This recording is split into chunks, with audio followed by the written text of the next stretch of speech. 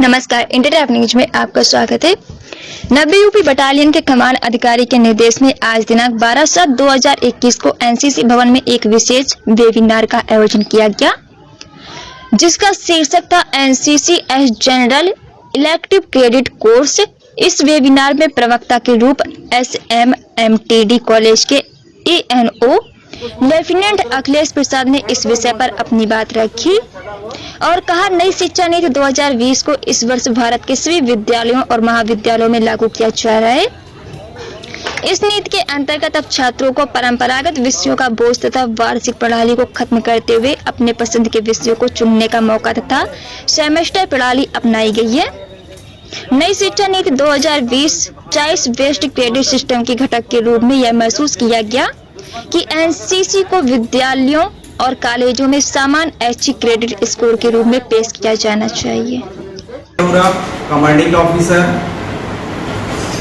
सूबेदार major Dev Bahadur Gurung, all the associate NCC officer of the different colleges, all the PI staffs and cadets of 90th Battalion NCC Balia.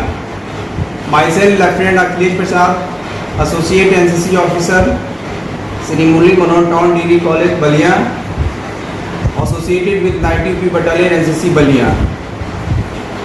Today I am going to discuss something about the NCC as a general elective credit course.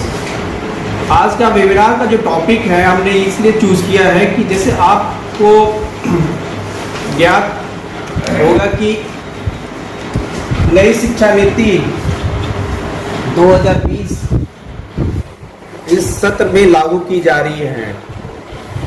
केंद्र सरकार की जो मंशा है कि नई शिक्षा नीति को इस वर्ष से लागू किया जाए और भारत में जितने भी विश्वविद्यालय और महाविद्यालय हैं इस साल से इस शिक्षा नीति को अपनाते हुए एक नई वैकल्पिक व्यवस्था दे रहे हैं। इस शिक्षा नीति का उद्देश्य ये है कि इसमें हर बच्चे की विशिष्ट क्षमताओं को स्वीकृत पहचान और उनके विकास हेतु प्रयास करना। जो बच्चे के अंदर जो पोटेंशियल है उसको क्या करना है, उसको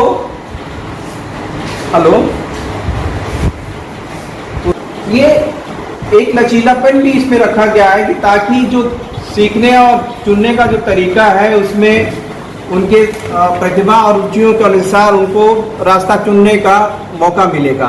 तो इसमें क्या है, फ्लेक्सिबिलिटी है, लचीलापन है कि जो विद्यार्थी जो सब्जेक्ट पढ़ना चाहता है वो स्वतंत्र है, इसमें पढ़ सकते हैं और कैरियर के रूप में भी इसको अपना सकते हैं। तो आज का जो ये वेबिनार रखने का यही औचित्य था कि कम से कम हम अपने जो एनोस हैं और जितने भी हमारे कैडेट्स हैं कम से कम उनको इस विषय के बारे में जानकारी दें, ताकि अगर आपको जानकारी होगी तो आप अपने छोटे भाइयों बहनों को इसके बारे में जानकारी देंगे, समाज को जानकारी देंगे, जिससे ये होगा कि इसमें ज़्यादा से ज़्यादा जो युवक होंगे जुड़ेंगे। और जो एनसीसी का जो मोटो है अब हम सब जानते हैं कि इसका इम्पोर्टेंस हमेशा जीवन में रहा है, तो इसको ध्यान में रखते हुए इसको एक इलेक्टिव कोर्स के रूप में अपनाया जा रहा है विश्वविद्यालयों में, कॉलेजेस में।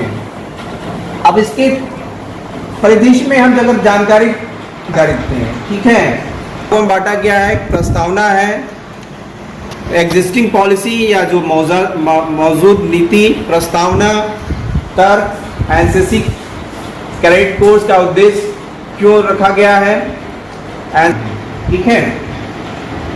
तो इसमें सबसे इम्पोर्टेंट है कि जो इसमें प्रस्तावना कब से रखा गया। तो आप जैसे कि जानते हैं कि एनसीसी को प्रशिक्षण देने हेतु भारत क्रेडिट कोड की स्थापना की थी 16 जुलाई 1946 को, और 1948 को एनसीसी की अधिनियम के द्वारा रक्षा मंत्रालय में 17 डायरेक्टरेट हैं, जिसका मुखिया हमारा डीडीजी होते हैं और साथ साथ में एडिशनल और डीडीजी डायरेक्टर जनरल होते हैं, एडीजी के साथ साथ डीडीजी होते हैं।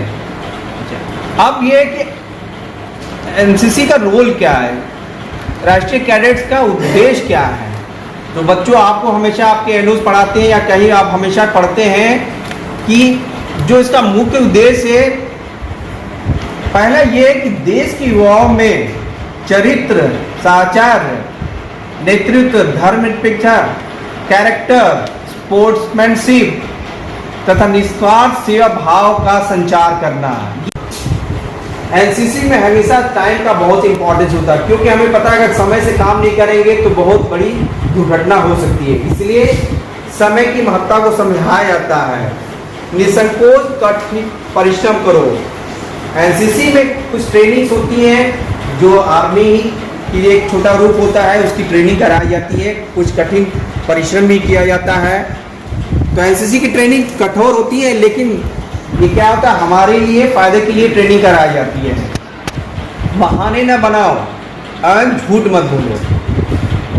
इसमें एक इम्पॉर्टेंट चीजें ये भी है कि कभी भी काम से हम नहीं भागेंगे, कभी भी हम अपने काम से नहीं भागेंगे और तथा हम उसमें झूठ नहीं बोलेंगे।